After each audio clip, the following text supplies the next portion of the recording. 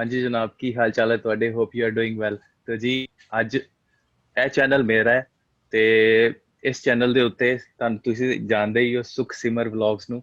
ਤੇ ਇਹਨਾਂ ਨਾਲ ਆਪਾਂ ਅੱਜ ਗੱਲ ਕਰਾਂਗੇ ਤੇ ਗੱਲ ਕਰਾਂਗੇ ਸਪਾਊਸ ਓਪਨ ਵਰਕ ਪਰਮਿਟ ਦੇ ਬਾਰੇ। ਤੁਹਾਨੂੰ ਜਿਸ ਤਰ੍ਹਾਂ ਦਾ ਪਤਾ ਹੀ ਹੈ ਕਿ ਅੱਜ ਕੱਲ ਕਾਫੀ ਕੁਝ ਚੱਲ ਰਿਹਾ, ਸਪਾਊਸ ਵੀਜ਼ੇ ਲੱਗ ਨਹੀਂ ਰਹੇ ਤੇ ਨਾਲੇ ਵੇਟਿੰਗ ਲਿਸਟ ਬਹੁਤ ਜ਼ਿਆਦਾ ਹੋ ਗਈ ਹੈ, ਵੇਟਿੰਗ ਪੀਰੀਅਡ ਵੀ ਬਹੁਤ ਜ਼ਿਆਦਾ ਹੋ ਗਿਆ ਹੈ ਤੇ ਬਰਡਨ ਬਹੁਤ ਜ਼ਿਆਦਾ ਹੋ ਗਿਆ, ਕਿਉਂਕਿ ਫਸਟ ਪ੍ਰੈਫਰੈਂਸ ਜਿਹੜੀ ਦੀ ਜਾ ਰਹੀ ਹੈ ਉਹ ਹੈ ਸਟੂਡੈਂਟਸ ਨੂੰ। ਓਬਵੀਅਸ ਰੀਜ਼ਨ ਹੈ ਕਿ ਸਟੂਡੈਂਟਸ ਦੇ ਹੈਗੇ ਆ, ਉਹ ਕੈਨੇਡਾ ਦੀ ਇਕਨੋਮੀ 'ਚ ਬਹੁਤ ਵੱਡਾ ਹੱਥ ਹੈ ਉਹਨਾਂ ਦਾ। ਤੇ ਇਸ ਕਰਕੇ ਜਿਹੜੇ ਸਪਾਊਸ ਵੀਜ਼ਾ ਹੈ ਉਹ ਹਜੇ ਵੀ ਲਾਈਨ 'ਚ ਲੱਗੇ ਹੋਏ ਹੈ ਤੇ ਉਹਦੇ ਰਿਜ਼ਲਟਸ ਆ ਨਹੀਂ ਰਹੇ। ਤੇ ਇਸ ਦੇ ਉੱਤੇ ਸੁਖਸਿਮਰ ਜੀ, ਤੁਹਾਡਾ ਕੀ ਕਹਿਣਾ ਹੈ? ਸਤਿ ਸ਼੍ਰੀ ਅਕਾਲ ਜਤਨ ਜੀ, ਕੀ ਹਾਲ ਚਾਲ ਹੈ ਤੁਹਾਡਾ? ਉਮੀਦ ਕਰਦਾ ਠੀਕ ਠਾਕ ਹੋਵੋਗੇ ਤੁਸੀਂ। ਤੇ ਧੰਨਵਾਦ ਹੈ ਜੀ, ਤੁਸੀਂ ਚੈਨਲ ਨੂੰ, ਅੱਜ ਤੁਹਾਡਾ ਚੈਨਲ ਹੈ ਸੁਖਸਿਮਰ ਵਲੌਗਸ, ਤੇ ਤੁਸੀਂ ਅੱਜ ਸਾਰਾ ਕੁਝ ਰਿਪਰੈਜ਼ੈਂਟ ਹਾਂਜੀ ਕਰਨਾ ਤੇ ਗੱਲਾਂ ਜਿਵੇਂ ਤੁਸੀਂ ਕਰ ਹੀ ਚੁੱਕੇ ਹੋ ਕਿ ਸਪਾਊਸ ਓਪਨ ਵਰਕ ਪਰਮਿਟ ਵਾਲੇ ਐਪਲੀਕੈਂਟਸ ਤਾਂ ਬਹੁਤ ਜ਼ਿਆਦਾ ਟੈਨਸ਼ਨ ਦੇ ਵਿੱਚ ਇਸ ਟਾਈਮ, ਹਾਲਾਤ ਜਿੱਦਾਂ ਦੇ ਬਣੇ ਪਏ ਆ। ਠੀਕ ਹੈ। ਹਾਂਜੀ ਬਾਕੀ ਗੱਲ ਇਹ ਆ ਜਾਂਦੀ ਹੈ ਕਿ ਹੁਣ ਜਿਹੜਾ ਕੋਵਿਡ ਆ ਉਹ ਕਿਸੇ ਦੇ, ਆਪਾਂ ਕਹਿ ਸਕਦੇ ਹਾਂ ਵੀ ਹੱਥ 'ਚ ਤਾਂ ਹੈ ਨਹੀਂ ਗਾ ਵੀ ਉਹ ਚੀਜ਼ ਆ ਗਈ ਹੈ ਜਾਂ ਕਿੱਦਾਂ ਵੀ ਆ। ਉਹ ਚੀਜ਼ਾਂ ਤਾਂ ਇੱਕ ਨੋਰਮਲ ਆ, ਜਿੱਦਾਂ ਆਪਣੀ ਜ਼ਿੰਦਗੀ ਦੇ ਵਿੱਚ ਆਪਾਂ ਸਰਵਾਈਵ ਕਰ ਰਹੇ ਹਾਂ। ਸੋ ਗੱਲ ਆ ਜਾਂਦੀ ਹੈ ਕਿ ਸਪਾਊਸ ਵੀਜ਼ਾ, ਜਿੱਦਾਂ ਜੀ ਤੁਹਾਨੂੰ ਵੀ ਪਤਾ ਹੈ, ਤੁਸੀਂ ਵੀ ਪਹਿਲੇ ਅਟੈਂਪਟ ਦੇ ਵਿੱਚ ਲਾ ਕੇ ਆਪਦਾ ਸਾਰਾ ਕੁਝ ਖੁਦ ਕਰਕੇ ਤੁਸੀਂ ਕੈਨੇਡਾ ਆਏ। ਪਰ ਜਿੱਦਾਂ ਦੀਆਂ ਹਾਂਜੀ ਚੀਜ਼ਾਂ ਸਾਡੇ ਸਾਹਮਣੇ ਰਿਪਰੈਜ਼ੈਂਟ ਕੀਤੀਆਂ ਜਾ ਰਹੀਆਂ, ਇਹਨਾਂ ਨੂੰ ਜ਼ਿਆਦਾ, ਬਹੁਤ ਜ਼ਿਆਦਾ ਹਾਰਡ ਕੀਤਾ ਜਾ ਰਿਹਾ। ਠੀਕ ਹੈ। ਉਸ ਹਿਸਾਬ ਨਾਲ ਤਾਂ ਮੈਨੂੰ ਇਹ ਲੱਗਦਾ ਕਿ ਆਉਣ ਵਾਲੇ ਟਾਈਮ ਦੇ ਵਿੱਚ ਜਿਹੜੀਆਂ ਸਪਾਊਸਲ ਐਪਲੀਕੇਸ਼ਨਸ ਆ ਉਹ ਬਹੁਤ ਜ਼ਿਆਦਾ ਡਿਫੀਕਲਟ ਹੋ ਜਾਣੀਆਂ, ਜਿੱਦਾਂ ਅਸੀਂ ਕ੍ਰੀਏਟ ਕਰ ਰਹੇ ਹਾਂ ਹਾਂਜੀ। ਆਪਣਾ। मेरा ते ਹਾਂਜੀ ਹਾਂਜੀ मेरा मेरा ये मानना है अभी भी कि स्पाउस वीजा जो है वो मैं नहीं बोलूंगा कि डिफिकल्ट है बहुत ज्यादा, उसके अंदर सब कुछ आप ही करना है। लोग क्या करते हैं, एजेंट के पास जाते हैं, फाइलें लगाते हैं, मोटा पैसा देते हैं, पर उसके अंदर मेरे को अपने सुमर जी मेरे को बताना, अगर एक एजेंट के पास आप जाते हो, आप, हमारी एजेंट की एक चेकलिस्ट होती है। या वो बोलता है मेरे को ये दे दो जी, ये दे दो, ये दे दो जी, ये दे दो, ये है ना, एक्स बाई जेड। तो हम क्या करते हैं, वो सारा कंपाइल करते हैं, फोटोएं, अपना डॉक्यूमेंट्स, एजुकेशन सब कंपाइल करते हैं, सब कुछ करके स्कैन भी हम ही कर देते हैं और हम उसको जाके दे देते हैं। ठीक है। अब वो क्या करता है, उसको कंपाइल करता है और एप्लीकेशन फिलअप करके, जो कि सेल्फ एक्सप्लेनेटरी है, सब तुम आप खुद कर सकते हो। कनाडा गवर्नमेंट ने बहुत अच्छी एप्लीकेशन बनाई है जो कि सेल्फ एक्सप्लेनेटरी है, सब कुछ आपको हिंट में दिया जाता है कि क्या करना है यहाँ पे। राइट। नहीं तो हमारे आपके जैसे हैं ही है उसके अंदर हेल्प करने वाले कि क्या प्रोसेस में क्या क्या होता है, तो जो कि हम फ्री सर्विसेज दे रहे हैं।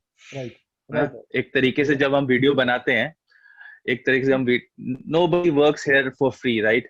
मतलब कोई काम नहीं कर रहा फ्री वास्ते, कोई नहीं कर रहा, सब पैसा कमाने वास्ते लगे हुए हैं। बट जो ਆਪਾਂ ਸਰਵਿਸਿਜ਼ ਦੇ ਰਹੇ ਹਾਂ, ਆਨਲਾਈਨ ਸਰਵਿਸਿਜ਼, ਸਾਡਾ ਕੰਮ ਜਿਹੜਾ ਹੈਗਾ ਉਹ ਡਿਫਰੈਂਟ ਹੈ, ਤੁਹਾਡਾ ਕੰਮ ਹੈ ਉਹ ਡਿਫਰੈਂਟ ਹੈ, ਕਿਉਂਕਿ ਸਰਵਾਈਵਲ ਵਾਸਤੇ ਕੰਮ ਤੇ ਕਰਨਾ ਹੀ ਪੈਂਦਾ। ਬਟ ਜਿਹੜੀ ਸਰਵਿਸਿਜ਼ ਦੇ ਥਰੂ ਆਪਾਂ, ਹੈ ਨਾ, ਰਾਈਟ, ਆਪਾਂ ਕਰ ਰਹੇ ਹਾਂ ਕੰਮ, ਲੋਕਾਂ ਨੂੰ ਐਜੂਕੇਟ ਕਰ ਰਹੇ ਹਾਂ ਕਿ ਤੁਹਾਨੂੰ ਸਪਾਊਸ ਵੀਜ਼ਾ ਦੇ ਕੀ ਹੋਣਾ ਚਾਹੀਦਾ ਹੈ। ਭਲੇ ਹੀ ਮੈਂ ਨਹੀਂ ਕਹਿੰਦਾ ਫੁੱਲੀ एकदम मतलब कि एक्यूरेट इन्फॉर्मेशन हो, ਇਹ ਨਹੀਂ ਬੋਲ ਸਕਦੇ, ਜੋ ਵੀ ਇਨਫੋਰਮੇਸ਼ਨ ਦੇ ਰਹੇ पर वो प्रॉपर इन्फॉर्मेशन प्रॉपर सोर्स तो ਲੱਭ के फिर ਤੁਹਾਨੂੰ इन्फॉर्मेशन दी जा रही है, राइट? तो अब इसमें मैं बात कर रहा था कि इतनी ज्यादा कॉम्प्लिकेशंस है नहीं। कॉम्प्लिकेशंस तब आ जाती हैं जब हम कंसल्टेंट के पास जाते हैं, फिर हम दो चार लोगों से और बात करते हैं, और आपको पता ही है कौन कौन कंसल्टेंट कैसे कैसी बातें करते हैं, जैसे कि बता देते हैं कि यार कनाडा में तो जितने भी स्टूडेंट है सबको पीआर कर दिया, राइट राइट राइट राइट, बीच में बात। तो इसमें कोई कॉम्प्लिकेशंस वाली बात है नहीं, जो भी है सीधा सीधा है। आपको सिर्फ जाना है, अपने डॉक्यूमेंट जो उन्होंने बोले हैं, चेकलिस्ट बताई है, वो चेक्स हमने भी बता दी आपको, आपने भी बताई हुई है कि क्या क्या डॉक्यूमेंट्स लगते हैं। सीधा सीधा हिसाब है, कॉम्प्लिकेशंस की कोई बात ही नहीं है। बस कॉम्प्लिकेशन कहाँ आ जाती है, जब कॉम्प्लिकेशंस ऐसी आती है जो नेचुरल होती है, एक्ट ऑफ गॉड जो हम बोलते हैं। आ गया पेंडेमिक, आ गया पेंडेमिक की वजह से ये सिचुएशन पूरी खराब होगी, वहां अटक जाती। मैं भी फंस गया था इंडिया में। मेरा वीजा पेंडेमिक से पहले आया, बट मेरी फ्लाइट पेंडेमिक के बाद भी थी, पर मैं फंसा हुआ था इंडिया में। हाँ जी, हाँ जी। तो ये बातें हैं जी। सर, आपने बहुत अच्छा जवाब दिया। मुझे खुशी होती है कि आपने हर एक चीज़ को अच्छे से बताया। लेकिन बात ये है कि खास तौर से जो पंजाब साइड के, पंजाब स्टेट के जो ज़्यादातर एप्लीकेंट्स हैं, वो हाँ जी। कॉम्प्लिकेट करते इसलिए हैं कि सबसे पहले तो वो, कोई भी इंसान है, मैं किसी को ऐड ऑन नहीं कर रहा या मैं किसी को लगा के बात नहीं कह रहा, हम्म। पहले तो हम्म। शादी वाला सिस्टम है ना। जब स्टूडेंट की फाइल हम्म। लगती है, आधे लोग तो जो अनऑथराइज्ड पर्सन है, ठीक है, उनके पास जाते हैं। हम्म। शादी उनकी पहले हो चुकी होती है, लेकिन वो शो करते हैं हम्म। कि जब उनकी वाइफ का वीजा आ गया, पहली कॉम्प्लिकेशन क्रिएट की है। हाँ। हाँ। ठीक है, राइट। इस चीज को मैंने देखा है कि लगभग 55% जो एप्लीकेंट्स हैं स्पाउसल ओपन वर्क परमिट के, वो इस चीज हम्म। को फेस करते हैं। हम्म। और दूसरी हम्म। चीज मैंने ये देखी है कि फंड का बहुत ज्यादा इशू है। राइट। ठीक है, तीसरा इशू ये तो है, सर मैं रोकना चाहूंगा आपको, हाँ पानी जी, हाँ पीना। जी। हाँ। नहीं, तीसरा कोई नहीं, इशू कोई ये नहीं है दस। कि हम जॉब करके खुश नहीं। हम्म। ठीक है, पहला पॉइंट राइट। मैं आपसे भी पूछना चाहूंगा कि आप मानते हैं कि कहीं भी ये चीज लिखी गई है कि आपकी वाइफ अनमैरिड होगी तब ही उन्हें स्टडी वीजा इशू किया जाएगा? आप मुझे बताएं। जी, ये कहीं नहीं लिखा है। मैं तो बोलता हूँ कि ये भी नहीं लिखा है कि आपके बच्चे अगर हैं तो आपको वीजा नहीं मिलेगा। ये भी नहीं लिखा है। यहाँ पे स्पाउस वीजा पे वो भी आते हैं जिनके किड्स हैं, ठीक है ना। उनकी शादी को 4 साल, 5 साल, मेरी शादी को 5 साल हो गए बोलो। अभी इससे बेटर एग्जाम्पल एग्जाम्पल। क्या हो सकता है कि शादी के बिना, राइट, है ना। ते अ, अब वो बात आ गई कि शादी से लोग बोलते हैं कि मैरिड होते हुए भी अनमैरिड दिखाते हैं और फिर स्टूडेंट वीजा लगाते हैं। कुछ लोग मैरिड होने के बाद शादी, वीजा, लड़की का वीजा आ गया जी, चलो अब इस पे पता, आपको पता ही है क्या है सिचुएशन चल रही है। लड़की को वीजा मिल गया, लड़के स्पॉन्सर करने के लिए तैयार है। कॉन्ट्रैक्ट मैरिज वाला सिस्टम जो हमारा है। अब बात, दूसरी बात आ जाती, ये तो मैं बता दिया आपको कि ये कहीं पे भी ऐसा कहीं लिखा नहीं है, लॉ में, रेगुलेशंस में कहीं पे भी लिखा नहीं है कि मैरिड अनमैरिड को ही स्टूडेंट वीजा सर मैं मिलेगा या आपको फिर रोकना चाहूंगा, सर मैं आपको रोकना चाहूंगा। आप पेशे से इंडिया में एक लॉयर थे, तो आपने कई सारी चीजें देखी होंगी, फेस की होंगी। ठीक है जी। हाँ और जी। मैं यहाँ पे एक बात और ऐड ऑन करना चाहूंगा, लड़की वाली और मैरिज वाली। जब लड़की की आइलेट्स हो जाती है, तो लड़की के जो भाई बहन है उनको ये होता है कि हमारी बहन कनाडा जाएगी। ठीक है जी, जो हाँ मेन जी। बात है भाई, जो मेन बात है। अब मुझे ये नहीं हाँ जी। पता कि किसी के क्या फील होगा इस बात को सुन के। जब लड़की की आइलेट्स हो हम्म। जाती है, तो लड़की वाले जो होते हैं वो बहुत ज्यादा एक्साइटेड हो जाते हैं कि जैसे तैसे करके लड़की का, और वो ऐसे अनऑथराइज कंसल्टेंट के पास जाते हैं जहां पे उनको बोला जाता है कि हाँ, आप अपनी लड़की के अकेले की फाइल लगाएं। अगर आपने शादी करनी है हम्म। या किसी से कुछ लेना है तो हम्म। आप ले लें, ठीक है, उनसे फीस हम्म। बिल करवा दें। और उनका कोई प्रूफ भी नहीं वो हम्म। छोड़ते। आपको मैं एज एग्जांपल बताता हूँ। ठीक है, लड़के वाला पे करता है लड़की की मॉम को। हम्म। ठीक है, और मॉम फीस पे करती है अपनी बच्ची की अपने अकाउंट से। ठीक है। ठीक है, और आप मुझे बताएं कि ये तीनों कड़ियां आपस में कैसे जुड़ेंगी जब आपने अपना spouse open work permit apply करना है? आप उसे क्लेरिफाई कर दें, क्योंकि हमने आज ये बात कर रहे हैं कि स्पाउस वीजा हार्ड नहीं है, इजी है, आप फर्स्ट अटेम्प्ट में ले सकते हो, लेकिन कुछ चीजों को फॉलो करना होगा। उन चीजों के बारे में हम बात कर रहे हैं सर, तो आप बताएं। देखो, सीधा सीधा साहब है, इसका एक ही वर्ड है, लीगल और जेन्युइननेस। ठीक है। आप अपनी फाइल में जेन्युइननेस रखो। आपकी जो फैक्ट्स हैं, राइट, जो आपके लाइफ फैक्ट्स हैं, उसको आप बोगस ना दिखाओ, ठीक है ना। उसको मलेफाइड मत दिखाओ। मेरे कहने का मतलब, उसको आप अगर दिखाओगे, ऑल्टर करके दिखाओगे, आप मैरिड हो अनमैरिड दिखाओगे, फिर बाद में आप मैरिज दिखाओगे, तो वीजा ऑफिस जो बैठा हुआ है वो हाईली इंटेलिजेंट, जिसे बोलते हैं हाईली क्वालिफाइड बंदे हैं, वो बैठे हुए हैं वीजा ऑफिसर। वो दिन की कम से कम मेरे ख्याल से जो अब मेरे को पता नहीं कितनी फाइलें, बट अप्रोक्स 5,000 के करीब तो फाइलें देखते होंगे या दिन की, हम्म एक दिन की, हम्म राइट। अब दिन का 5,000 फाइल देखना और उससे एक्सपीरियंस लेना, एक नजर में बंदे को पता चल जाता है कि आपकी फाइल में जेन्युइननेस कितनी है, राइट राइट। आप जेन्युइननेस कहीं ना कहीं तो आप अगर फैक्ट्स अगर ऑल्टर कर रहे हो अपने, तो कहीं ना कहीं तो आप पकड़े जाओगे। आपकी फाइल वो ऑटोमेटिकली उनको दिख जाएगा वो, क्योंकि उनका रोज का काम है वो देखना फाइल्स, है ना। दूसरी बात, आप पहली बात तो ऑल्टर कर रहे हो, जेन्युइननेस नहीं दिखाओगे। अगर आप अपने मैरिज की फोटोग्राफ जैसे लगा रहे हो, तो फोटोग्राफ्स में आप लगा रहे हो कि मैं और मेरी वाइफ बैठे हुए हैं जी, कहीं और घूमने चले गए, यहाँ फोटो दिखा दी, वहां आपकी फैमिली कहाँ है पीछे? राइट आपकी फैमिली है ही नहीं। आप वीडियो चैट लगा रहे हो, वीडियो चैट के स्क्रीनशॉट लगा रहे हो, आप एक दूसरे से बात कर रहे हो, बहुत अच्छी बात है, कर रहे हो, लेकिन डे टू डे लाइफ के अंदर आप अपनी एक्सटेंडेड फैमिली, अपने इन लॉज के साथ बात करते हो। या आपकी वाइफ है अगर कनाडा में बैठी है, तो आपको फोन करती है, तो अपने माँ और बहनें सिबलिंग्स वो भी होते हैं या फोटो में, पे आप होगे, राइट। ऐसी फोटोज भी लगाओ तो जेन्युइननेस आपकी दिखेगी उसके अंदर, है ना। आप मैरिज सर्टिफिकेट लगाओ उसके अंदर। आप अगर दिखा रहे हो फोटोज के अंदर, तो आप जब अपना स्पैन दिखाते हो रिलेशनशिप का, तो रिलेशनशिप स्पैन के अंदर आप दिखाते हो कि जी मैं इतने साल से लड़की को जानता हूँ, प्री और पोस्ट, राइट पहले से मैं लड़की को जानता था, राइट। अब प्री आप दिखाते रहे हो, प्री से जानता हूँ, लेकिन आपके पास प्रूफ ही नहीं है कोई। मतलब आज की इतना सोशल मीडिया इतना ज्यादा हो गया, इतनी हाईटेक गैजेट्स आ गए अपने पास, वो हमारे पास फोन है, कैमरे हैं, सब कुछ है, आपके पास एक फोटो नहीं है, तो इससे क्या, एक मैसेज नहीं है, एक ईमेल नहीं है, तो फिर इससे कैसे आप जेन्युइननेस प्रूफ करोगे कि आप प्री मैरिज एक दूसरे के साथ रिलेशन में थे, राइट। तो कोर्टशिप कैसे, मेरे कहने का मतलब प्रूफ करोगे आप। बोनाफाइड और उसके बाद बोनाफाइड बात आ जा, हाँ जी, तो उसके बाद बात आ जाती है फंड्स की। राइट फंड्स की बात कर लेते हैं। फंड्स के अंदर अगर मैं बात करता हूँ कि आप जो देखा जाता है कि बंदा या बंदी जो भी फाइल लगा रहा है, या ही और शी, तो वो जब फाइल लगाएगा तो वो बोलता है कि जी मेरे अकाउंट में 20 लाख पड़ा है, 25 लाख पड़ा है। राइट राइट अब उनसे पूछा जाता है कि जी आप जॉब क्या करते हैं, तो जॉब बोलेंगे जी कितनी सैलरी आपकी एनुअल, वो बोलेंगे कि मेरी सैलरी मंथली जी मैं 10 या 15 हजार कमा लेता हूँ, 20 हजार कमा लेता हूँ। अब सीधा सीधा क्वेश्चन है उनसे कि आपके अकाउंट में पड़ा है 25 लाख, कमाते आप हो 10 हजार, 20 हजार, अगर आप जमा करने जाओ कितने साल लगेंगे आपको जमा करने के लिए, और आप एक्सपीरियंस बताते हो कि मेरे को 3 साल का एक्सपीरियंस है, 4 साल का एक्सपीरियंस है। अब 25 लाख जमा करने के लिए, और उसके अंदर खर्चा भी करना है आपको, अपने एक्सपेंसेस भी निकालने हैं, तो फिर आप कैसे प्रूफ करोगे कि ये फंड्स मेरे हैं?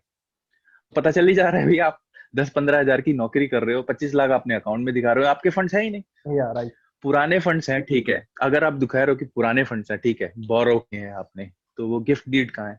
अगर आपने पेरेंट्स से किए हैं, और पेरेंट्स से अगर किए हैं, तो पेरेंट्स की इनकम क्या है, या उनका सोर्स ऑफ इनकम क्या है, राइट। तो वो गिफ्ट डीड, एफिडेविट, LOI ये जब हम लगाते हैं, तो उसके अंदर भी जेन्युइननेस सबको दिखानी पड़ेगी कि ये उनके पास कहाँ से आए पैसे, ठीक है, अनलेस कि उनके पास पुराने पैसे पड़े हैं, बहुत पुराने।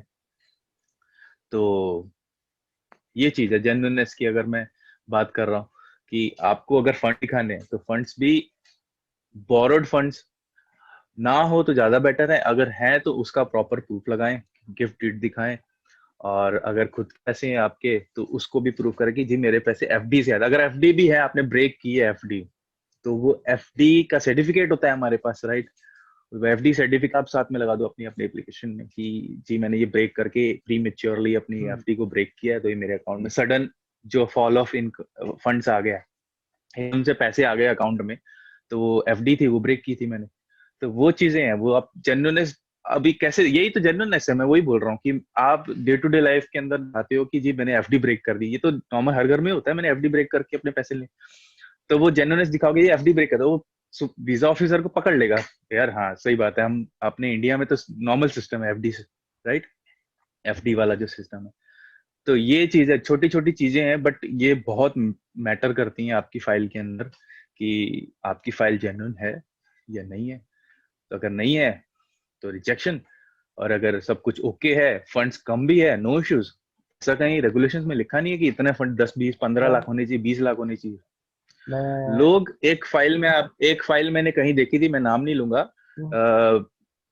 अपना गुजरात साइड की फाइल थी, उसके पास फंड्स नहीं था, फंड्स नहीं था बिल्कुल, और तो भी उसका वीजा अप्रूव्ड हुआ है। अब किस बेसिस पे हुआ है वो अननोन है, मुझे नहीं पता किस बेसिस पे हुआ है, बट अप्रूव हुआ है। अब इसके अंदर मैं वही बात कर रहा था कि आपके पास फंड्स की जो बात है, लेकिन जेन्युइननेस। जी हाँ जी। मेरा मैं इसी चीज में एक और चीज ऐड करना चाहूंगा जतन जी, कि सबसे पहले तो मेन रीजन मैं ये देखता हूँ कि कैप्शन काफी ज्यादा आते हैं, देखता हूँ क्योंकि हमारा दोनों का एक्सपीरियंस है और हमने फर्स्ट अटेम्प्ट में ये चीजें सारी की हैं। मैं आपको बताता हूँ कि मिस्टेक क्या करते हैं जनरली जो हमारे जो कुछ पंजाबी हैं, ठीक है, वो करते हैं कि 1 लाख मॉम से लिया वो डला लिया, ठीक है, 2 लाख किसी और से लिया वो कर लिया, लेकिन वो स्टेटमेंट को इम्प्रूव करने की कोशिश करते हैं, लेकिन वो पकड़े कहाँ जाते हैं जब वो लगातार अपनी आईटीआर इनकम टैक्स रिटर्न 3 साल या 2 साल का हुआ आपके पास तो बैठ रहा है, आपने इनकम टैक्स दिखा रखा है, आईटीआर भरी है 3 लाख की और फंड दिखा रहे हैं 8 लाख। जैसे ही वो इस चीज को पकड़ता है ना, वीजा ऑफिसर इस चीज को देखता है कि भाई तेरी आईटीआर 3 साल की या 2 साल की लगाई है, उसमें आप 3-3 लाख की आईटीआर फिल कर रहे हो, ठीक है, तो आपके पास 8 लाख फंड कहाँ से आए। और फिर जैसे ही वो आईटीआर देखता है, सबसे पहले वो आईटीआर जज करता है कि आईटीआर को देख लिया, उससे उसे अंदाजा हो जाता है कि बंदे की एनुअल इनकम क्या है और सोर्स क्या हुआ है, राइट ठीक है जी। और यहाँ पे एक चीज और ऐड करना चाहूंगा मैं, वो है कि डेयरी फार्मिंग पंजाब साइड में बहुत ज्यादा कॉमन है, उस चीज को ऐड कर लिया जी। ये तो है नहीं है कि डेयरी फार्म की एक ही फाइल आई है तो उससे चल जाएगा, वहां वो पकड़ लेते हैं कि चलो ठीक है, हम मानते हैं कि पंजाब साइड में जो फार्मिंग कल्चर है बहुत ज्यादा है, ठीक है जी, फार्मिंग करता होगा, सब कुछ करता होगा, लेकिन जो डेयरी फार्म के प्रूफ हैं, अगर आप किसी डेयरी के साथ कॉन्ट्रैक्ट में हो, ठीक है, तो उनके प्रूफ आपने उनको दूध दिया है, तो उनका जो कोई प्रूफ और लेटर होगा वो कहाँ है। और दूसरी चीज इसमें ऐड ऑन करूंगा, जे फार्म, जे फार्म के पैसे अकाउंट में डाले जाते हैं, उनकी एक्सप्लेनेशन अभी तक मैंने जो फाइलें देखी हैं बहुत कम लोगों ने एक्सप्लेनेशन दी है कि ये फार्म ये हैं, क्योंकि उनकी आईटीआर 1 साल की है एक का, और दूसरी बात कईयों की तो आईटीआर ही नहीं है, जो नए स्पाउस ओपन वर्क परमिट के एप्लीकेंट्स हैं जिनको मैंने देखा है, नहीं उनकी फाइल, क्योंकि वो डिपेंड है फुली ऑन अपने पेरेंट्स पे। हम भी, आप भी पंजाबी हो तो मैं आपको एक चीज और बता दूं कि हमारे लोग प्री वेडिंग शूट कराते हैं, पोस्ट वेडिंग शूट करवाते हैं, और बड़े बड़े घर है हमारे पास, राइट, लाखों का खर्चा हम मैरिज पे करते हैं, लेकिन वो खर्चा वीजा ऑफिसर नहीं देख रहा। आप इस बात को मानते हैं कि वो इस चीज को देखता है? मैटर ही नहीं करता इसके अंदर, ठीक है, ये चीज चलो जी, मैटर ही नहीं करती। वेडिंग शूट करवा लिया, पोस्ट वेडिंग करवा लिया, सब कुछ करवा लिया, ओके फाइन। मैंने कुछ ऐसे एप्लीकेंट भी देखे हैं जिनके हाथों पे, उनकी वाइफ के हाथों में जो रिंग है वो प्रॉपरली विजिबल नहीं हो रही, और दूसरी ही ना मेहंदी। प्री वेडिंग और पोस्ट वेडिंग में हनीमून की फोटो में, हनीमून कितने दिनों बाद होता है, क्योंकि मुझे तो इस चीज का नॉलेज नहीं है, तो जितन जी आप ही बता दें कि हनीमून का क्या सिस्टम है। आप बता देंगे कोई बात नहीं है, क्योंकि सुन लेंगे कभी। नहीं जी एक्सपीरियंस, हनीमून का एक्सपीरियंस तो है। बात आप बोल रहे हो कि आपके पास हनीमून का एक्सपीरियंस नहीं है। देखो देखो नॉर्मली ये एक्सपीरियंस मेरा नहीं है, ये एक्सपीरियंस सबके पास है। ये एक्सपीरियंस जिसके पास नहीं है उसने एक्सपीरियंस देखा होगा किसी और का। जी फेसबुक पे हम जाके देखते हैं, ओहो जी हनीमून पे या मालदीव्स गई थी घूमने के लिए, अच्छा जी, ये नॉर्मल चीजें हैं। कुड़ी ने चूड़ा, लड़की ने चूड़ा पहना होता है, हाथों में मेहंदी होती है ना। भाई मैं यहाँ पे एक बात रोकना चाहूंगा दोनों कि मैं रोकना चाहूंगा आपको यहाँ पे मैंने ऐसे भी एप्लीकेंट्स देखे हैं जिनके हनीमून की फोटोज में किसी भी हाथ पे मेहंदी नहीं लगी। यार इतनी क्या भी कौन सी हाँ, मेहंदी है जो एक हाथ ऐसे ही हाथ धोए और मेहंदी लग गई? बताएंगे आप इस चीज को, हाँ। जस्टिफाई करेंगे थोड़ा? देखो, ये जस्टिफाई मैं इसको ऐसे करूंगा कि ये कंपल्शन नहीं है। पहली बात तो या कंपल्शन नहीं है कि हो सकता है मेरे को मेहंदी पसंद नहीं है जी, या मैंने नहीं लगी। हम्म, अब है राइट, चलो मेहंदी नहीं भी लगाई है, लड़की तो मेहंदी लगाती है, ठीक हाँ है। Right right. अगर प्रॉपर उनकी मैरिज हुई है, मैरिज नहीं हुई है, सर्कमस्टांसेस उनके सब अच्छे हैं, तो उन्होंने लड़की मेहंदी लगाती है, लड़की चूड़ा पहनती है। उससे भी ज्यादा मैटर करता है फोटोज के अंदर एक दूसरे के साथ जब आप हनीमून की फोटो लाते हो, वो वाइब्स आ जाती हैं, राइट। Right right agree. एक जेन्युइन कपल की वाइब्स आ जाती है कि हाँ भाई दोनों जेन्युइन लग रहे हैं यहाँ पे। कहीं पे अगर मैं ऐसे करके बैठा हूँ शादी के अंदर मुंह हम्म, बना के, और पीछे हलचल कुछ है नहीं, और सिर्फ लग रहा है कि सब नाम के लिए हो रहा है जी, दिखाने के लिए, ये भी मैटर करती है यहाँ पे। आप अगर अपनी फोटो लगा रहे हो तो अपनी ऐसी फोटो लगाए जहाँ पे भाई अच्छी वाइब्स आ रही, पॉजिटिव वाइब्स आ रही हैं, और आपकी फैमिली आपके साथ इन्वॉल्व लग रही है ना। आप अगर फोटो ऐसे कर लगा दोगे मरी हुई फोटो अपनी, तो फिर उससे क्या वाइब्स आएंगी जिस ऑफिसर को जी? क्या है इसके अंदर, जेन्युइननेस है या नहीं है? आपकी मैरिज लीगल होगी, नो डाउट, आप सब कुछ ओके होगा, बट आप प्रूफ्स वैसे उसको नहीं मालूम है ना, वो मैरिज में थोड़ी ना था, वीजा या ऑफिसर मैरिज में वो तो वहीं से जज करेगा, जो आप प्रूफ दोगे वहीं से जज करेगा, राइट। तो वो जजिंग पावर आप उसको दे रहे हो, तो वो आप ये देख के दे रहे हैं ना, ये देखिए ये मेरी फोटो है जी। तो आप अगर जज करोगे यहाँ से, तो आप वैसी फोटो दिखाओ ना कि जिससे वो पॉजिटिव वाइब्स पकड़े, जेन्युइननेस पकड़े, लीगलनेस पकड़े, वही चीज है बस। एक और चीज जतिन जी मैं ऐड ऑन करना चाहूंगा कि फेक मैरिजेस का जो प्रचलन है, ठीक है, चाहे हम्म। 5-10% लोग उनको फॉलो करते हैं, लेकिन उनका नतीजा जो सभी 95% लोग हैं उनको भुगतना पड़ता है। ठीक है जी। एब्सोल्युटली, हाँ जी। और इसके आगे मैं एक और चीज ऐड करना चाहूंगा। चीजें बहुत सारी हैं, ऐड ऑन करते चलेंगे जो जो दिमाग में आ रहा है, क्योंकि हम प्रोफेशनल कोई थोड़ी हैं चक्कर कि नहीं जी। ठीक है भी हाँ। दूसरी बात आ जाती है कि हम रिलेशनशिप दिखाते हैं कि हम 2 साल से एक दूसरे को जानते हैं, आपने बात की थी इस चीज को, लेकिन आपके पास प्रूफ ही हाँ, नहीं है। नहीं है। और दूसरा, जब आप वीजा आने के बाद शादी करते हो तो क्लियर हो जाता है कि इस बंदे का अटेंशन ही सिर्फ कनाडा जाने का है। आप इस चीज को मानते हो या नहीं मानते? हम्म, अगर जेन्युइन मैरिज है तो वहां तो ये चीज होती नहीं है हम्म, कि हमने कनाडा जाना है या नहीं जाना हम्म, है। हम्म। ठीक है। और देखो इसके अंदर, हाँ जी, इसके साथ मैं एक हाँ और जी, हाँ जी, चीज़ बोलो जी। आप बाद में करें, हम्म, ठीक है, मैं आपको बताता हूँ। हम्म, हम जॉब करके खुश नहीं हैं। आप हम्म, इस बात को मानते हैं कि एक बंदा बीटेक करके बैठा हुआ है इंडिया में, ठीक है, उसके पास वो जॉब नहीं कर रहा है, तो वो वीजा ऑफिसर कैसे हम्म, उस चीज को मान लेगा कि यार ये बंदा यहाँ पे आके इसके लिए ये स्किल्ड वर्कर है या कुछ है, तो वो उसे प्रूफ कर पाएगा? और यहाँ एक और सवाल आएगा हम्म, कि जो लोग फार्मिंग करते हैं, वीजा आपको हम्म। जो प्रॉपर रूल्स एंड रेगुलेशन है C41 C42 के आधार पर मिल जाता है स्पाउसल ओपन वर्क परमिट को। फुल टाइम स्टूडेंट हाँ होना जी, हाँ चाहिए, जी। और पोस्ट ग्रेजुएशन वर्क परमिट पे हम्म, आपकी वाइफ है तो नॉक हम्म, AOB लेवल की जॉब होनी चाहिए, और 3 पे स्टॉप होने चाहिए, हाँ जी, जो रिक्वायरमेंट्स हैं जिनकी हम बात कर रहे हैं। बिल्कुल। ठीक है, पोस्ट हम्म, ग्रेजुएशन वर्क परमिट होल्डर की बात कर रहे हैं और स्टूडेंट की बात कर रहे हैं, मैं ये बात क्लियर कर दूं। यहाँ पे बात ये आती है कि जैसे ही बहुत सारी शादियां ऐसी भी हैं जो एक ड्रॉप होता है लड़की को, और वो इंडिया जाके उस ड्रॉप में शादी करके आती है, उसके बाद आप कैसे प्रूव हम्म, करेंगे कि आपकी मैरिज जेन्युइन है? क्योंकि आपके पास टाइम पीरियड ही 4 मंथ का होता है। बहुत सारे ऐसे एप्लीकेंट हैं जिनकी हम्म, वाइफ शादी की और वापस आ गई, और जो हाँ जी। अनऑथराइज पर्सन है वो उनको बोल देते हैं कि सिर्फ आपके पास मैरिज का सर्टिफिकेट होना चाहिए और कुछ नहीं है, आप जेन्युइन मैरिज है आपकी, हम आपको प्रूव करके देंगे। हम्म, तो आप मुझे ये हम्म। बता दें कि एक दिन आप शादी करते हो तो आपकी वाइफ एक दिन आपके साथ रहती है, अगले दिन आ जाती है, क्योंकि उसे, आ जाते हैं, हाँ। हाँ, क्योंकि पहले तो आपकी कोई बॉन्डिंग नहीं थी, पहले तो आपका कोई रिलेशनशिप हम्म, नहीं था। अचानक आपने बात दिखा हम्म। दी भी मैं ऑनलाइन बातें कर रहा था, मेरा ये था, प्रूफ आपके पास फिर भी नहीं है। प्रूफ नहीं है, प्रूफ बहुत इंपॉर्टेंट है यहाँ, वही बात है।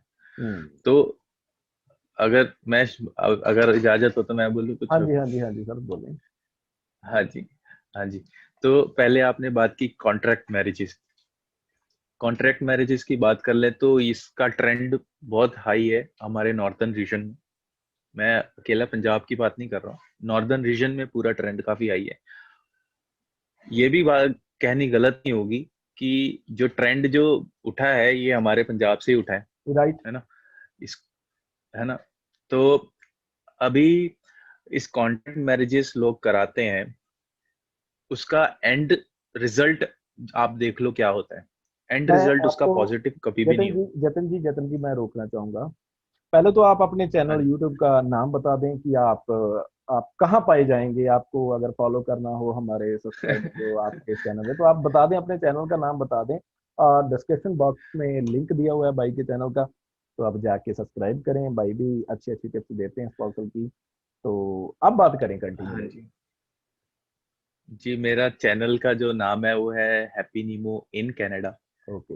हैप्पी नीमो विदाउट स्पेस। तो लिंक आपको अगर जाके देखो, अगर आपको अच्छा लगे तो फॉलो करो, अगर नहीं अच्छा लगा तो सुख सिमर जी तो है ही आपके साथ। नहीं नहीं भाई, तो मैं इतना बड़ा कोई ज्ञानी नहीं हूँ, मेरा भी पर्सनल एक्सपीरियंस है।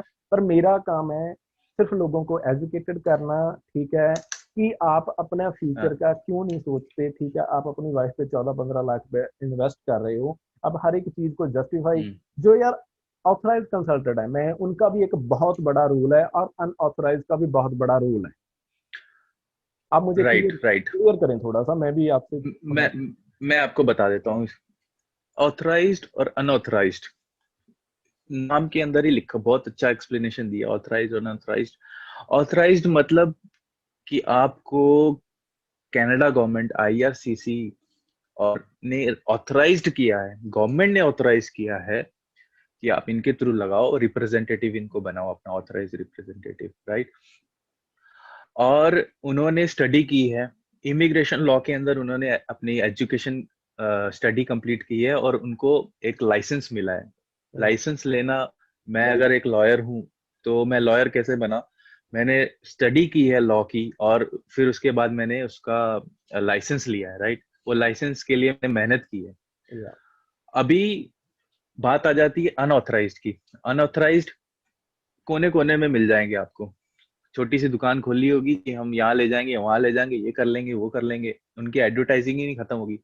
ऑथराइज्ड के आप ऑफिस में जाओगे, बड़ी सी डिग्री आपको दीवार पे मिल जाएगी उसकी राइट। लगी हुई। पहली बात तो आप वो दीवार से उसका नाम पढ़ के आईआरसीसी की वेबसाइट पे जाओ, वहां पे जाके आप चेक करो लाइसेंस्ड है या नहीं है। वो भी आपको आईआरसीसी अथॉरिटी दे रही है कि आप चेक कर सकते हो ऑनलाइन जाके कि वो आईआरसीसी का मेंबर है या नहीं है। और अगर नहीं है या फिर सस्पेंडेड है, तो सस्पेंडेड है तो क्यों सस्पेंडेड है, हाँ। राइट। तो आप सस्पेंडेड है वो भी देख सकते हो। अगर सस्पेंडेड है तो वो काम नहीं कर सकता। या तो एक्टिव है, एक्टिव अगर वो आईआरसीसी का मेंबर है तो आप उसके पास जाओ और उसके बाद अपनी फाइल से लगाओ। अनऑथराइज से लगाओगे तो वो फिर आपको इधर उधर की बातें करके बताएगा, सब कुछ अच्छा बताएगा, आपको फ्लावरी दिखाएगा सब कुछ। और आपको फ्लावरी दिखाते हुए ये भी बताएगा कि हाँ जी आपका वीजा लग जाएगा। अब आपको इसके अंदर अगर मैं अगर बोलूं सब कुछ कि जी आपका वीजा लग जाएगा, आपका ये है वो सब कुछ देख के ये बोलूं कि आपकी फाइल जो अप्रूव्ड है, हम्म। अनऑथराइज्ड, मैं अनऑथराइज्ड, मैं आपको बोल रहा हूँ कि आपकी फाइल अप्रूव्ड है जी। हम्म। अभी मैं आपको जो आपके गैप्स हैं जो आपकी फाइल के अंदर, वो मैं बताना नहीं चाहता हूँ। हम्म। अगर मैंने बता दिए अभी तो मेरी फीस नहीं आएगी, या राइट। और है ना, मेरी फीस मुझे लेना जरूरी है, मैं अनऑथराइज्ड हूँ ना। हम्म। तो मेरे को फीस भी तो लेनी है। अगर मैं ऑथराइज्ड हूँ तो मुझे मेरा लाइसेंस भी स्टे पे लगा है।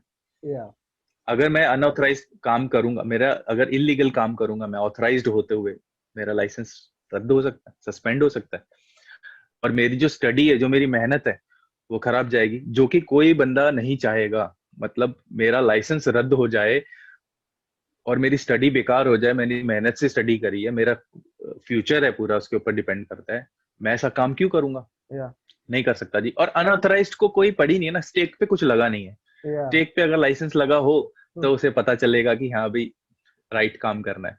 इसीलिए ऑथराइज्ड रिप्रेजेंटेटिव बड़ा बड़ा बोल्ड अक्षर्स में लिखा हुआ है, आप आईआरसीसी साइट पे CIC.ca की साइट पे जाओ, आपको बड़ा बड़ा मिल जाएगा कि ऑथराइज रिप्रेजेंटेटिव कौन है, और ऑथराइज रिप्रेजेंटेटिव आपको चार्ज कर सकते हैं। वो ठोक के बोलते हैं जी चार्ज कर सकते हैं, ऑब्वियसली चार्ज इसीलिए कर सकते हैं क्योंकि उनकी ब्रेड एंड बटर है वो। हम्म। ये है ऑथराइज एंड अनऑथराइज्ड। होपफुली मैं मैंने अच्छा एक्सप्लेन कर दिया। नहीं, बहुत बढ़िया, बहुत बढ़िया लाया। अब मैं आगे बात करता हूँ कि बहुत सारा फर्क है जो इन बातों में क्लियर हो गया। उससे ज्यादा फर्क है जब आपकी फाइलिंग की जाती है। स्टूडेंट वीजा की अगर फाइल देखें तो उसमें नॉर्मल कॉलम्स आते हैं, जीसीपी से आप सर पुट करते हो तो फाइल, ठीक है हम्म। जी।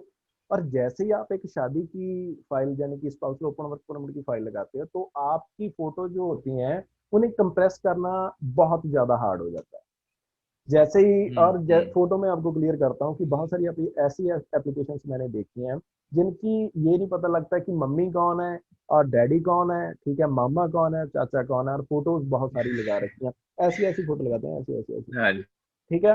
तो ये काफी चीजें इम्पेक्ट करती हैं आपकी आपकी जो वीजा एप्लीकेशन अप्रूव करवाने में, क्योंकि वो प्रूफ ही हाँ है, जी। प्रूफ डिक्लेयर नहीं होंगे, अच्छे से देखेंगे नहीं तो कोई आपको भी अगर मैं भेजूं कोई भी आपको फाइल भेजता है उसमें आपको कोई दिखता ही नहीं है तो आप कैसे जस्टिफाई करेंगे कि ये जेन्युइन है सब कुछ, ठीक है। रिप्रेजेंटेशन बहुत जरूरी है, आप कैसे प्रेजेंट कर रहे हो बहुत जरूरी है। आप हम्म। तो वो लोग बात कर रहा था, आप जब अपनी फाइल फोटो जब लगाते हो एजुकेशन में, फोटो खींच के लगा देते हो और उसको फिर कंप्रेस करते हो, 4 MB स्पेस मिलती है आपको, सब फोटोएं को, आपके प्रूफ्स को, चैट्स को, फिर है ना एजुकेशन, ये सबको आपको लगाना है 4 MB के अंदर। आप कंप्रेस करोगे वो ब्लरी हो जाते हैं सारे। या अगर ब्लर हो गए तो ब्लर के अंदर मैं फिर अजम्पशन ही लगाऊंगा क्या है इसने यहाँ पे क्या किया होगा, क्योंकि मेरे को तो उस हिसाब से वीजा ऑफिसर अगर मैं हूँ तो मैं तो उस हिसाब से देखूंगा, एक बोले ना शक की निगाह से देखना, हाँ। क्योंकि वो देखना पड़ता है। अभी हो गया है वो उनको सब चीजें एक बड़ी गहराई से देखनी पड़ती है कि क्या सही है क्या नहीं है। तो ब्लर होगा तो फिर वो सही नहीं होगा। अगर फोटो ब्लर्स हैं, आपके एजुकेशन ब्लर है, वहां पे टेम्परिंग के चांसेस हो सकते हैं। तो ये सब चीजें आप प्रॉपर स्कैनर से स्कैन करो, है ना, और वो क्लियर होने चाहिए, फोटोज आपकी क्लियर होनी चाहिए। और है ना, ये सब चीजें क्लियर होंगी तभी आप प्रूफ, मैंने जैसा बताया आपको, प्रूफ जैसा दिखाओगे वैसा रिप्रेजेंट जैसा करोगे वैसे दिखेगा फिर आगे। तो जतिन जी यहाँ पे एक और बात, हम दो चार बातें रह चुकी हैं तो इनको बता दें कि स्पाउस वीजा हार्ड नहीं है, लेकिन आपको मेहनत करनी पड़ेगी, आपको प्रूफ करना पड़ेगा कि आपकी मैरिज जेन्युइन है, जेन्युइन फंड है आपके पास, और आप कनाडा में आके जॉब कर सकते हो। आप स्किल्ड वर्कर हो चाहे नहीं, वो अलग बात है, चाहे आप फार्मिंग करते हो, वीजा आपको हम्म। मिल जाएगा अगर सारी चीजें जो हम्म। रिक्वायरमेंट्स हैं उनको पूरा करते हैं। सबसे पहले तो 3 से लेकर 6 मंथ की जो स्टेटमेंट है आपकी बैंक स्टेटमेंट, उसे इम्प्रूव करें। और दूसरी बात, एक हम्म। जब आपने फाइल का प्रोसेस शुरू करना है, चाहे स्टडी वीजा का प्रोसेस है, एक ऑथराइज पर्सन के पास जाएं, उनसे बात करें, फिर अपनी फाइल को पुट करें, आगे रखें, देन आपको बेनिफिट मिल जाएंगे। स्पाउस वीजा हार्ड नहीं है, हम दोनों ही फर्स्ट अटेम्प्ट में आ चुके हैं यहाँ पे, और जितन जी भी हमारे साथ ही हैं। तो हमारा एक्सपीरियंस ये कहता है तो कि आप अगर स्पाउसल ओपन वर्क परमिट की अच्छे तरह से फाइल प्रिपेयर करके लगाते हो तो आपको पहली बार में भी वीजा मिल जाएगा। ये नहीं है कि वीजा ऑफिसर ने आपको रिफ्यूज कर दिया। अगर आपकी फाइल में कोई कमी नहीं है तो आप अपील कर सकते हो। जितन जी आप मुझे बताएं कि बहुत सारे लोग आपको भी कंप्लेंट करते होंगे, प्लीज सर मेरी फाइल में तो कुछ ऐसा नहीं था, मेरे को रिफ्यूजल दे दी, वो कनाडा वीजा नहीं देना चाहते, वो हाँ। ऐसा करना चाहते हैं। ये बातों का थोड़ा सा जवाब दें, हाँ। उसके बाद हम इसको समाप्ति की तरफ ही करते हैं, क्योंकि काफी टाइम आपका भी ले लिया। हम्म। तो आपके साथ मैं जो होगी वीडियो जिसमें हम बेसिकली बात करेंगे वो आपके चैनल पे आएंगी, हम्म। तो भाई के चैनल को भी सब्सक्राइब कर लें। और बात बताएं भैया। हाँ जी। तो मैं आपको बता दूं कि जैसा कि आपने बताया कि जो फाइलें लगाना कॉम्प्लिकेट कर दिया है, हार्ड नहीं है, राइट। हम्म। अभी यहाँ पे चीजें आ जाती हैं, एक हमने अपने माइंड में पिक्चर बना ली है। हम बोलते हैं कि अच्छी इनकम हो, अच्छा फंड हो, है ना, जेन्युइन हो, ये सब चीजें हैं। ये सब अब हर किसी बंदे का अच्छा फंड नहीं हो सकता, या ठीक है ना। हर किसी के पास हो सकता है कि बहुत सारी फोटो में वैसी स्माइली फोटो ना हो, या कुछ हाँ। हो सकता है किसी की ऐसी फोटो में आ गई, अब रिग्रेट कर रहा है भाई मैंने ऐसा क्यों बैठा हुआ था। हम्म। होता है कभी कभी हम फोटो की। अब ये सब चीजें, जे फार्म आपने बात की, जे फॉर्म्स की बात की, फार्मिंग की। अब फार्मिंग करना कोई गलत बात थोड़ी ना, हाँ अच्छी तो बात है फार्मिंग करना, कोई हाँ, करो, अच्छी बात है, हमारा कंट्री का फ्यूचर है फार्म से। तो वो आप करो, फार्मिंग करो, कोई गलत बात नहीं है। यहाँ पे बात आ जाती है कि आप रिप्रेजेंट कैसे कर रहे हो अपने आप को। मैं भी जैसे कि बताया कि आपने बताया कि बीटेक किया हुआ है बंदे ने और काम पूछो क्या करता है तो नहीं करता है जी। अगर वहां पे काम नहीं करता, आप अपनी होम कंट्री में काम नहीं कर पा रहे हो, तो आप यहाँ पे आके कैसे सरवाइव कर लोगे राइट। तो दूसरी कंट्री में आके, राइट। तो ये क्वेश्चन उठता है यहाँ पे कि आप वहां काम नहीं कर रहे हो, यहाँ कैसे काम कर लोगे। आप बोलते हो कि मैं अपनी स्पाउस को सपोर्ट करने जा रहा हूँ फाइनेंशियली, मेंटली, है ना, फिजिकली, जो भी है आप सपोर्ट करने जा रहे हो। एसओपी में बड़ा बड़ा लिखते हैं हम, तो वो सपोर्ट आप कर ही नहीं पाओगे, है ना। तो वो सपोर्ट जब दिखेगी नहीं कि ये सपोर्ट कैसे करेगा बंदा। अगर आपके पास इनिशियल फंड, वो फंड हम क्यों दिखाते हैं, फंड इसीलिए दिखाते हैं, रिक्वायरमेंट उसकी फंड की इसीलिए है कि आप दूसरी कंट्री में आ रहे हो, अपनी होम कंट्री छोड़ के यहाँ पे आओगे, आपको इनिशियल जो आपके इनिशियल मंथ्स हैं, इनिशियल मंथ्स के अंदर आपको सर्वाइवल के लिए हो सकता है जॉब ना मिले, है ना, आपकी फील्ड की जॉब ना मिले, आपको सर्वाइवल जॉब करनी पड़ेगी। बट अगर किसी कभी कभी होता है नहीं कर पे, मैं लॉयर हूँ, मैं इंजीनियर हूँ, मैं डॉक्टर हूँ, मैं ऐसी जॉब क्यों करूँ, मैं डिलीवरी क्यों करूँ, है ना, मैं किसी फैक्ट्री वेयर हाउस में काम क्यों करूँ, मेरे पास तो एजुकेशन है। लेकिन यहाँ पे आके आपको इनिशियल मंथ्स में ये सब काम करना पड़ता है अगर आपकी फील्ड की आपको जॉब नहीं मिलती है। तो वो फंड इसीलिए है कि आप वो सरवाइव कर लो अपने आप को और अपनी जो स्पाउस है, उस दोनों स्पाउस आप जो सर्वाइवल के लिए वो आपके फंड्स हैं, बस और कुछ नहीं है, इसीलिए फंड्स मांगे जाते हैं। तो अगर आप अपना अच्छा बैकग्राउंड, मेरा कहने का मतलब अपना जो है स्टेटस जो अच्छा दिखा रहे हो अपना, कि मेरे पास एजुकेशन भी है, मेरे पास फंड्स भी हैं, है ना, मेरी मैरिज भी जेन्युइन है, और मैं यहाँ पे आऊंगा, काम करूंगा, मेरा वीजा जब खत्म हो जाएगा मैं इंडिया वापस जाऊंगा क्योंकि मेरी टाइज है वापस, मेरा बिजनेस है वहाँ पे, मेरी वहाँ पे दुकान है, मेरा लोन चल रहा है ना, ये सब चीजें आप दिखाओगे, टाई बैक होम टाइज दिखाओगे, तो आपकी फाइल जो है वो प्रॉपर है, सब कुछ ओके है। सब फाइलें अलग होती हैं, सारे लोगों का अलग अलग चीजें होती है सब में, ऐसा नहीं बोल सकते कि सबका सेम, आपके पास 8 लाख फंड है सबके पास 8 दिखाओ जी, 8 दिखाओ, 8 दिखाओ, नहीं, सबके पास अच्छी फोटो दिखाओ। हो सकता है किसी की मैरिज अरेंज मैरिज हो, है ना, अरेंज मैरिज हो, लव मैरिज, जैसे लव में क्या हमारा पास्ट भी होता है, अरेंज मैरिज में क्या होता है कि हमारा आज हमारी शादी हुई, अब से हमारा रिलेशन शुरू हुआ आगे। तो बट यहाँ जितिन जी पे मैं आपको आपको यहाँ से आगे का प्रूफ। जितिन जी मैं आपको रोकना चाहूंगा। अगर आपकी अरेंज मैरिज भी हुई है तो आपकी जो बोनाफाइड का जो सिस्टम होता है ना, मैं आपको एक लिस्ट दे दूंगा जिनके हिसाब से आपका रिलेशनशिप असेस किया जाता है, एनालाइज किया जाता है कि आप जब आप मिले थे आपकी अटेंशन क्या थी, जब आपने शादी की थी आपकी अटेंशन क्या है। ये सारी चीजें मैटर करती हैं वहाँ पे अरेंज मैरिज में, और लव मैरिज में भी ये सारी चीजें मैटर करती हैं। लेकिन बात ये आ जाती है कि जो स्टेप्स आज मैंने और जितिन सर ने, जो भाई साहब हैं हमारे, उन्होंने बताए हैं, आप उनको अगर अच्छे से सुनेंगे पढ़ेंगे तो आप काफी चीजें आप समझ सकते हैं अपनी तरफ से भी। हार्ड नहीं है, राइट राइट हार्ड राइट, नहीं, मैं बार बार बिल्कुल ये कह रहा हूँ कि स्पाउस वीजा हार्ड नहीं है, आप फर्स्ट टाइम में ही अटेम्प्ट में ले सकते हो, बट आपको ये सारी चीजें फॉलो करनी पड़ेंगी अपनी फाइल के बिल्कुल हिसाब से। बिल्कुल ये चीज। ठीक है, ये बात है जितिन जी, हाँ जी। आप क्लियर करते हैं थोड़ा सा। हाँ, कुछ कुछ कभी कभी क्या होता है कि मेरे पास सब कुछ है, ठीक है, मेरे फंड्स भी हैं, मेरा सब कुछ ओके है, मेरे पास जो मेरे को देना है रिप्रेजेंट करने के लिए, फाइल में लगाने के लिए, सब कुछ मेरे पास है।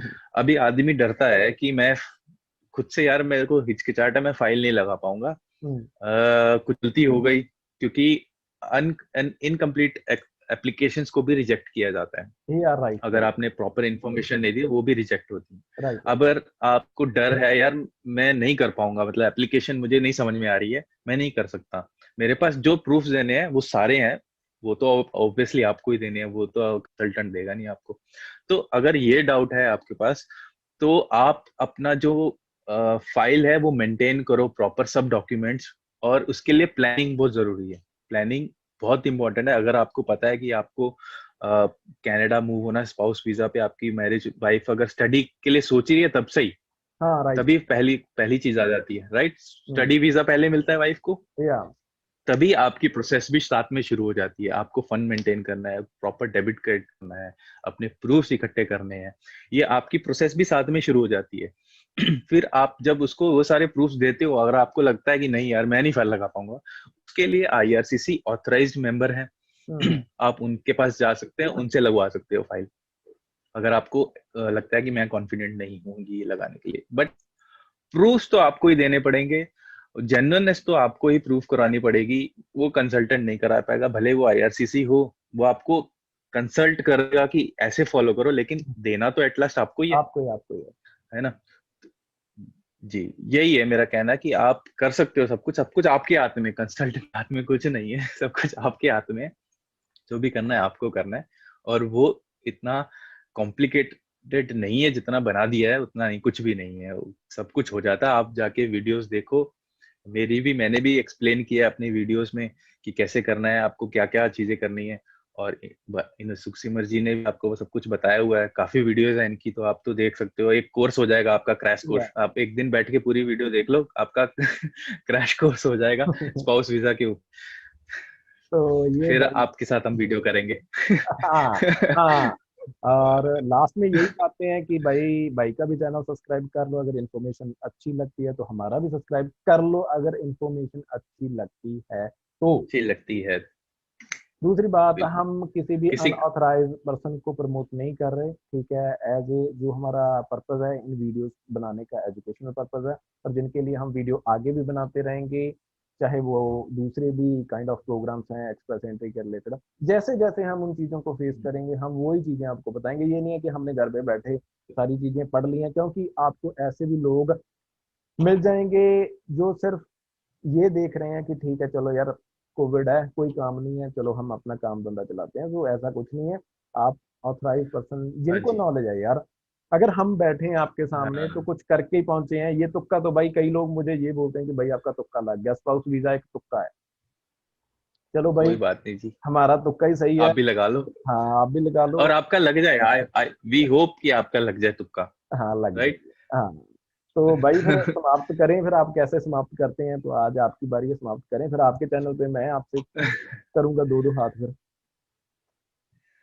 जी बिल्कुल बिल्कुल, ये कोविड का टाइम है, और आप सबको ख्याल रखना है अपना, थोड़ा पेशेंस रखनी है, क्योंकि अभी मेरे ख्याल से खुल जाएगा सब, धीरे धीरे सब कुछ हो रहा है, क्योंकि वैक्सीनेशन वीएफएस लोगों तक पहुंच वालों रही ने है। भी अपडेट दे दिया कि 28 जून से जो बायोमेट्रिक है वो ऑल वीजा कैटेगरीज हैं, जो उन्होंने वीजा कैटेगरीज मेंशन की होती है नॉर्मली होती है उनके लिए बायोमेट्रिक, ऐसा ही है ना जतिन जी, करेक्ट कर दें। हाँ जी, हाँ जी, बिल्कुल हाँ जी, हाँ जी, वो खुल गई हैं, वो आप करवा सकते हो हाँ जी, जाके। अपॉइंटमेंट ले और सकते हो। 5 5 जुलाई से इन्होंने जो सीओ आरपी जो हैं, हम्म उनको भी उन्होंने अभी इनवाइट कर लिया है। Hmm, but country to country depend करता है कि रिस्ट्रिक्शंस क्या है, वो अलग चीज है। अगर उसके बारे इंडिया में के साथ एक अगर और उन्होंने चीज बात, रिस्ट्रिक्शन, एक हाँ। और बात ऐड कर दें जितिन जी की जो 5 वैक्सीनेशन जो अप्रूव्ड किया कनाडा में उनके बारे में अगर पर आगे बताएंगे तो सस्पेंस बना दें। आगे बता। हाँ, आगे बताएंगे उनके बारे में विस्तार से। तो आज का हमारा टॉपिक था, हाँ जितिन जी आप इसे कंप्लीट करने की कोशिश करें, क्योंकि टाइम आपके पास भी कम है और हमारे पास भी कम है, लेकिन बने रहें, बात यही है, बने रहें हमारे साथ। बने रहे, हाँ, और ख्याल रखे अपना और अपने साथ वालों का, अपनी फैमिली का ख्याल रखो कोविड के टाइम पे, और हिम्मत मत हारो। मतलब अगर रिजेक्शन आई है तो डोंट वरी, कुछ ना कुछ अगर गैप होगा, वो गैप को समझो और फिर फाइल लगाओ, आपका वीजा अप्रूव हो जाएगा। This is 101% approve, subject to कि आपने जो चेकलिस्ट उनकी जो है वो फॉलो करी है, और उसको मान के चले हो तो, राइट। ओके जी।